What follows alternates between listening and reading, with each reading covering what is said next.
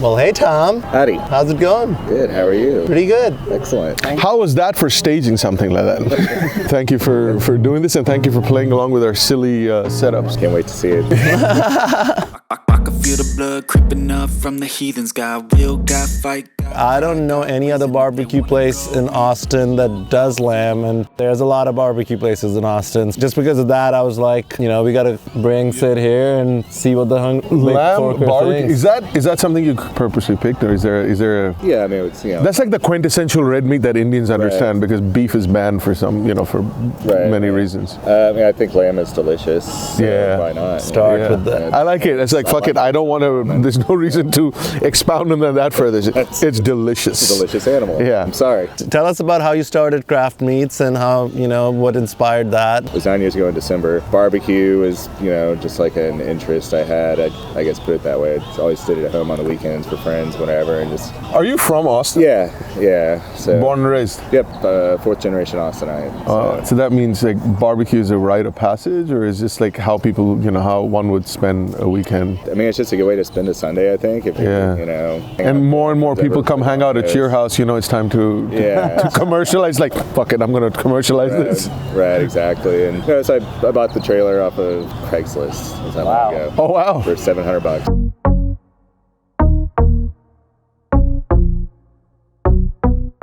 Barbecue's a very basic cooking style, but what sets it apart, what makes it better, is attention to detail all the way through. The little nuances to, how much smoke you put on things, what temperature you cook them at, even though you could be cooking the same cut of meat that everybody else is cooking. And once you factor in all of these variables, then it kind of paints a bigger picture that you can control. Central Texas, different style. Austin, different style? Is that true? I think Austin's kind of like this mini melting pot of like Central and South Texas. East of Austin is different than west of Austin. Oh wow, there's a dividing line.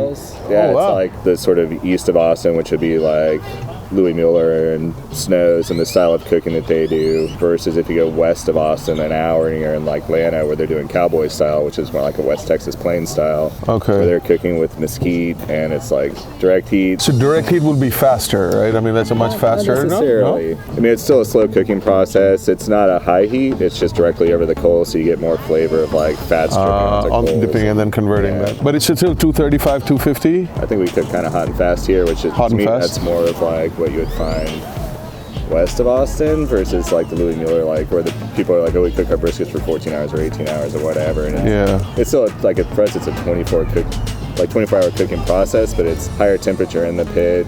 I think less smoke, and then we do a hot hold to render. And a lot of barbecue places close fairly early. Right. And it'll be better coming from you than from me, why it happens. I think that's one of those things that kind of, maybe that falls in the category of tradition a little bit, or like expectation, where it was always sort of a lunch picnic food. Historically, like even before like barbecue restaurants were a big thing, like 100 years ago, picnic lunch was kind of what barbecue did, like on ranches. I think that tradition carried over. It's like there's an optimum amount that you can do and run a place and keep that quality. Right. And after that, you're just a machine, and you can't keep that high intensity cooking. And as an individual, I guess, like an individual running an operation this size, there is like a finite point of food you can handle and maintain quality before your quality starts to suffer at a certain point. But other than that, it's kind of quality of staff that affects how much quality product you can produce. All right, on that note, I'm ready to I've been ready for an hour.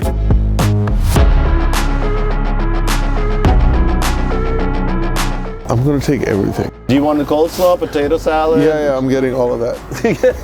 Just getting it all. Do you want beef or pork? The answer, my friend, is always both. Can we get one of everything?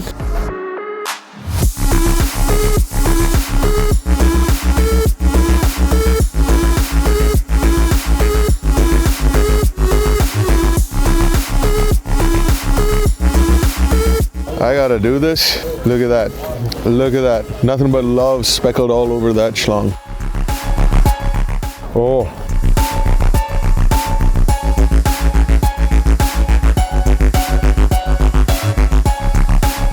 I'm gonna have the big red, which I believe is a tradition. He's never tried it, he's nervous. Yes, I'm extremely nervous. It looks really red. Took him 2 years to like Dr. Pepper. Let me try the frito pies. Feeble I'll get there. I feel like I let Texas down right now. Okay, before I ask what it is, I'm just gonna take a bite. I feel like I need to break a bit of the brisket and eat it with it. I'm just gonna shut the fuck up and eat. Okay, cool. You don't want to talk about the balance of the crunch and the moist and the soft? It sounds like crazy sex. I don't know what you're into, man, but I'm with it. Can you tell the world what a frito pie is? Basic frito pie is just chili chips and specifically fritos, of course. Ours is a brisket, chili con carne, like Texas red chili. And a Texas chili is different than, say, a Cincinnati style, which is just gruel. Totally different flavor profile. And beans is part of Texas chili or not? Oh. It's like, I know I don't put beans. Here we go. This is where... Well done. You don't like Big Red and you put fucking beans in your chili. You die. I was just saying it's a debate. Bonafide Texas barbecue royalty saying he puts beans in his chili. Now I feel like I have to add some beans to my chili. If I was gonna say it was like chili con carne. Does that chili have beans? This is a no beans chili. He doesn't practice what he preaches. I'm not eating it. My tongue keeps bleeding from the words I spit. So sharp, so freezing, so cold. Here's ASMR, you freaks of nature. Ooh, I don't know why people like that so much, but okay, I did it. I did it. The things we do for likes now. Earlier it was to get a career, work. I ain't gonna give up. Oh, your dad's here. Dad really liked the ASMR, he came all the way quickly. He heard it in the parking lot and walked over. Look at that, the jiggle jiggle. Gonna give up. Got too little time. This is keeping cardiologists employed around the world. Tough times. All right, I might have to take a sip of this. Oh, Big Red. It's like a reverse palate. Now he's only to make everything else taste that much better. Like It's my amuse-bouche. a palate spoiler. Oh wow, That's delicious. that is delicious. If I understand correctly, the whole mint jelly thing again comes from the British colonial past of India. When they were in the north, you would have a mint chutney. Mint chutney, something like any kind of meat, when you put a little bit of acid next to it, or fatty meat, it sort of breaks the fat. Right. And that's how the Indian meat is served also. Yeah, kebabs. Kebabs, they always have a mint chutney. yeah. So they would find it too spicy, they would a slightly sweeter version of it. The pulled lamb. This is something you're doing that not a lot of people do here, right? So it's sort of unique to your place. So I think that's one of my favorites. And then obviously this hunk of chunk of meat. I suddenly feel like Fred Flintstone. The pickles, take a couple of bites of that and then break the chain of fat with something sour, something crispy. I love the collard greens. I'm gonna complete it with the chili while I eat the chili. So I was supposed to do a wrap up and I again forgot that I had not eaten this. Thank you for that. Oh man, chili. Isn't it delicious? It is so good. We should kind of have Tom explain what goes into a chili in Texas. Keema. It's a great keema dish. Yeah, that's fair. That's Yeah. fair. Yeah. Keema is mincemeat with spices. That's really similar to the Indian pantheon of cooking. And you have keema across the country. Similarly, in the US, you have keema across the states. Texas particularly has its passion, and they're very particular. And I almost created a faux pas by saying, add beans or not. But then we had somebody else chime in on that and sort of say, I'm okay with it. Beans. And without it. Yeah, Both. thank you so much, man. Yep, thank you. This is a fun. lot of fun, Tom. I'm going to continue eating, but I think we'll exit out of the episode while I have some graces left, because I'm going to have a lie down after this. Thanks, Sam. This is easy. It's like, I can just do this all day, like chill and chat. And Well, you have all that food in front of you, makes everything a lot easier.